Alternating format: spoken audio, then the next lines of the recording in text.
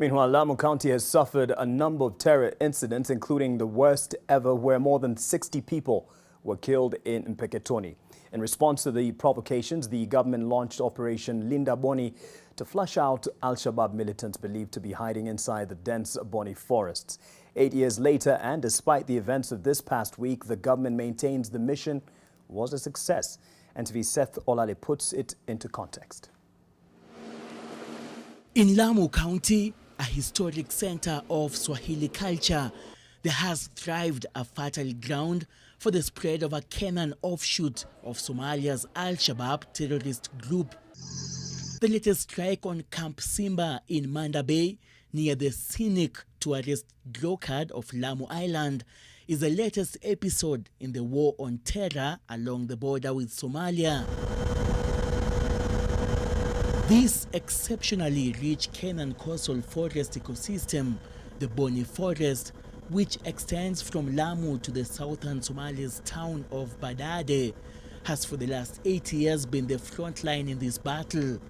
The Al-Shabaab have used it to launch attacks into Lamu and neighboring counties such as Garissa and Tana River, having first set up base in 2012 after Kenyan forces moved into Somalia in response to a number of attacks. It's very important that the planning and the involvement of local communities in terms of identifying the threats and collecting of intelligence is actually done very carefully. The Boni Forest-based militants were named Jaish Aiman fighters and were tasked with countering the efforts of Kenyan security forces in Lamu.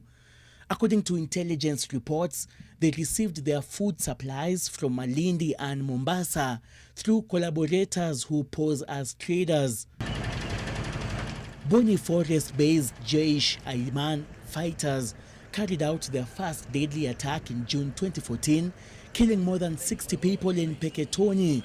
The identities of members of the Jaish Aiman fighters were revealed in June 2015 when an aborted dawn raid left Briton Thomas Evans alias Abdul Hakim and 10 militants dead. One of the reasons why Al-Shabaab has become successful is that it kind of puts itself within the population, so that when security agencies are carrying out operations, they also harm the civilian population there, and then Al-Shabaab takes advantage of this kind of situation.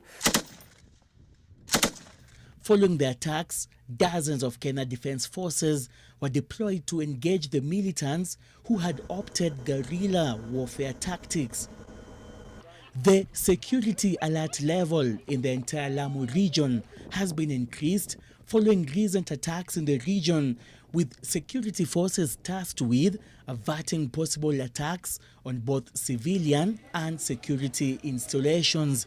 Seth Olale, NTV.